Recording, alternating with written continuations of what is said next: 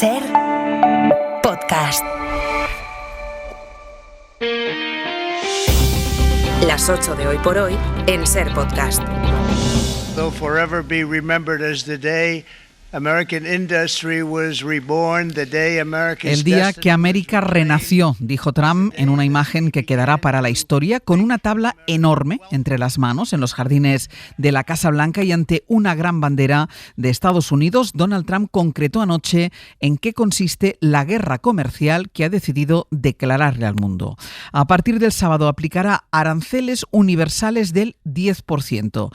Esos serán para todos los países. Luego, a partir del miércoles, hará pagar a cada zona según lo que él considera que les castigan. Dice Donald Trump, en base a cálculos que son suyos, pero que no se sostienen en ninguna parte, que Europa hace pagar a Estados Unidos unas tasas que llegan a ser del 39%. Así que él decide, en correspondencia, aplicar a Europa aranceles que serán del 20% en el caso de la Unión Europea.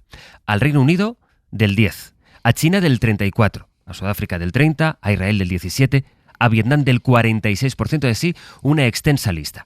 A Rusia, a Cuba y a Corea del Norte no le pone tasas extras porque dice la Casa Blanca que les aplican ya tantas sanciones que apenas tienen comercio con ellos. Sastre, buenos días. Buenos días, Barceló. En el caso de la Unión Europea, Trump fue especialmente duro. European Union, they're very tough, very tough traders.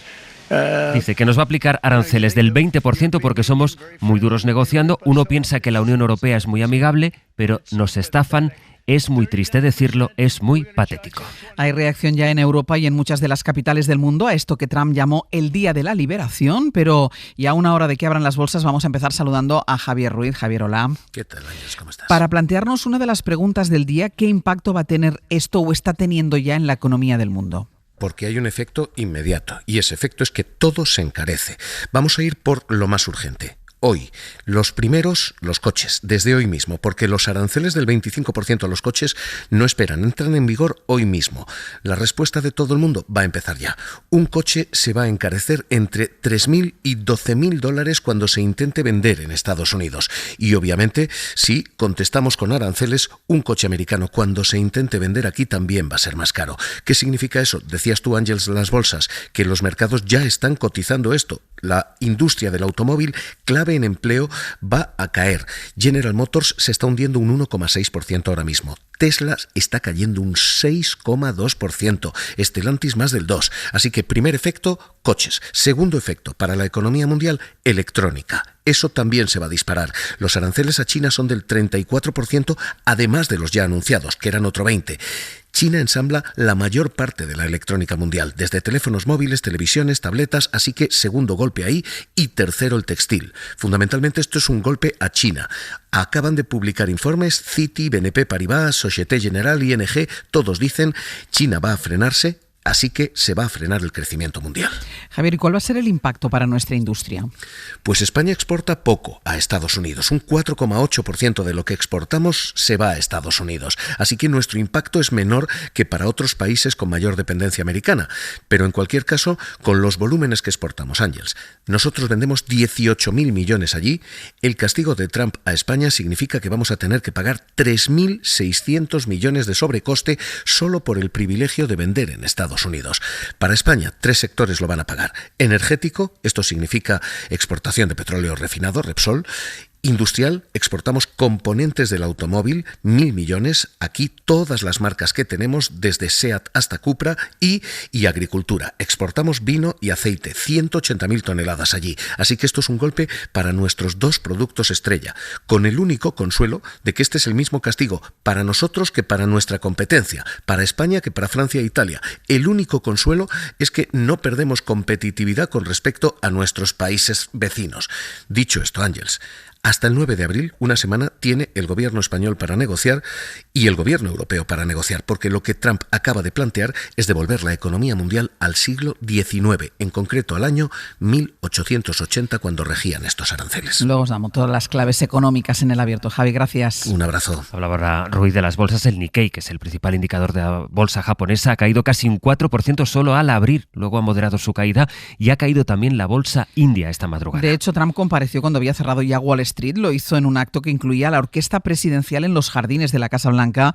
Y viendo esa comparecencia estuvo nuestra corresponsal en Washington, que pudo comprobar in situ la estética electoral del acto, Sara Canals. Recurriendo a su lema de campaña, Make America wealthy again. Y con orquesta incluida, Donald Trump anunció la que fue una de sus promesas estrella de campaña en un evento en el Jardín de Rosas de la Casa Blanca. This is Liberation Day. Y rodeado de representantes de sectores a quienes les promete riqueza y empleos, trabajadores del mundo del automóvil, del camión, del acero, muchos de ellos con su indumentaria, casco y chaleco reflectante, como Jeff Perry, trabajador de una fábrica de tuberías que con los ojos humedecidos nos contaba lo mucho que ha sufrido su sector. Asegurando que tanto él como su familia necesitan estos aranceles para sobrevivir. Y luego Donald Trump ha denunciado que el mundo lleva décadas aprovechándose de Estados Unidos, recurriendo a su lenguaje hostil.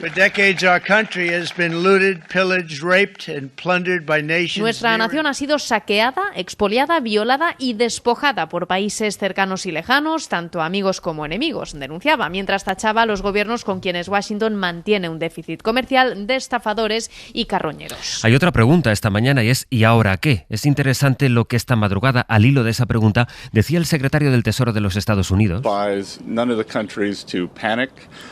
Aconsejaba a los países afectados que no escalen, que no tomen más medidas en respuesta. Literalmente ha dicho, relájense, respiren hondo y no tomen represalias de inmediato. Hoy por hoy noticias. Ser Podcast. Pues vamos a ir ya con las reacciones que se han producido en todo el mundo, empezando de hecho por Europa. La más madrugadora ha sido la presidenta de la Comisión, Ursula von der Leyen, que está de viaje oficial en Asia y que ha comparecido a las 5 de la madrugada para decir que, pese a todo, tiende la mano a la posibilidad de negociar, pero que está preparada para responder. Aún así, evita anunciar medidas concretas de respuesta a Bruselas. Enrique García Pozo, buenos días. ¿Qué tal? Buenos días. En un mensaje en inglés, en francés y en alemán, la presidenta de la Comisión dibuja un escenario de caos provocado por Estados Unidos. Un caos que dejará consecuencias nefastas que van a afectar a millones de personas. Von der Leyen habla de facturas más altas, de inflación, de golpe a los más vulnerables. Por eso recuerda que Europa está y que va a estar en la vía del diálogo.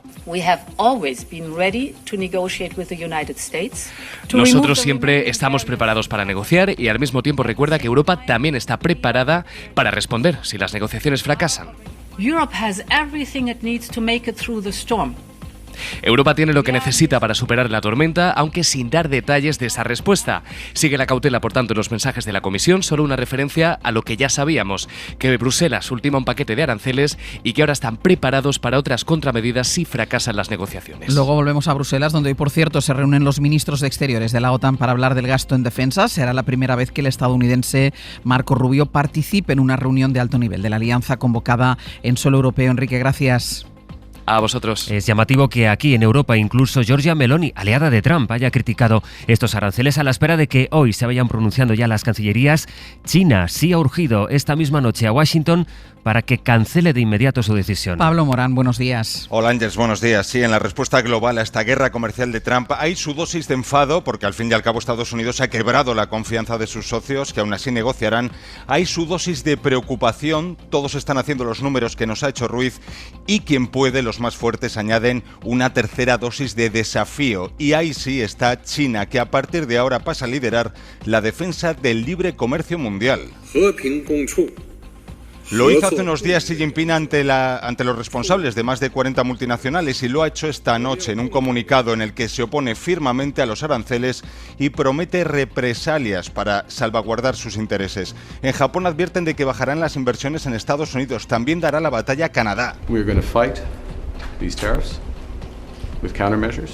Y anunciarán contramedidas de respuesta. El otro gran socio comercial de Estados Unidos, México, anunciará esta tarde su plan de inversiones como contrapeso a las tarifas. Brasil tampoco descarta nada. Hay quien opta por la contención, como Australia. Su primer ministro renuncia al menos de momento a sumarse a esta espiral que llevará a un crecimiento más lento. Dice, Europa está despertando y ya llegan los primeros mensajes. Francia, por ejemplo, afirma que están listos para esta guerra comercial. Alemania, en cambio, sigue confiando en la negociación. Pablo, gracias. A ti, hasta luego. Hoy por hoy noticias. Ser Podcast. Hoy Pedro Sánchez, que por cierto recibirá esta noche al canciller alemán saliente Olaf Scholz, va a reunir esta mañana un gabinete de crisis en la Moncloa. Guillermo Lerma, buenos días. ¿Qué tal? Buenos días, Ángels. Gabinete que se reúne a partir de las 12 para abordar el plan de contingencia con el que el gobierno quiere amortiguar el efecto de los aranceles de Trump. Sánchez ha convocado a la vicepresidenta Díaz, a los ministros del área económica y a representantes de los sectores económicos potencialmente afectados. Las medidas concretas, Ángels, las explicará el presidente en una comparecencia posterior. Hoy por hoy noticias. Ser Podcast. Decíamos que el presidente del gobierno ha hablado con sindicatos y con empresarios y esta mañana se va a entrevistar en la Moncloa con representantes del sector agrícola y del automovilístico, que son dos de los sectores que más van a notar el impacto de los aranceles de Donald Trump. La idea del gobierno, Guille, es aplicar un plan de contingencia que va a recordar mucho a que se aplicó por la pandemia. Sí, el gobierno tiene sobre la mesa distintos escenarios con diferentes medidas. El alcance y la intensidad se van a ajustar durante la mañana de hoy en función del impacto de esos aranceles en las empresas y en los trabajadores de nuestro país. Eso es algo que Sánchez va a analizar en esa reunión que va a mantener durante la mañana. Será un plan de contingencia, como dices, inspirado en crisis como la que provocó la guerra de Ucrania o la pandemia, con una parte importante de ayudas directas o créditos, pero no se descarta, si es necesario, activar incluso herramientas extraordinarias como los ERTE o el mecanismo RED, que durante la COVID sirvió para flexibilizar jornadas laborales y suspender contratos protegiendo el empleo. Respuesta contundente pero proporcionada, dicen en la Moncloa, donde acaban de reaccionar al mensaje de Trump. Ni España ni la Unión Europea, dicen, desean el conflicto comercial, pero no podemos ignorarlo. La comparecencia de Sánchez hoy, dicen en el gobierno, no contendrá un discurso contra Trump. El presidente se centrará en explicar las medidas, las represalias a Estados Unidos, dicen, se acordarán y comunicarán desde la Unión Europea. El Ejecutivo busca así mantener las relaciones diplomáticas. Ayer el ministro Álvarez conversó durante media hora con el secretario de Estado Marco Rubio para abordar esa relación bilateral. Guilla, hasta luego. Hasta luego. Esta mañana habla Núñez Feijóo. De momento, anoche escribió en redes: la guerra comercial es una mala noticia. Los aranceles no harán más grande a nadie, sino más pequeños a todos. Europa debe responder con firmeza, proporcionalidad e inteligencia. Y España, escribe el presidente del PP, ayudar y acompañar a nuestros sectores con una estrategia de país única y coordinada.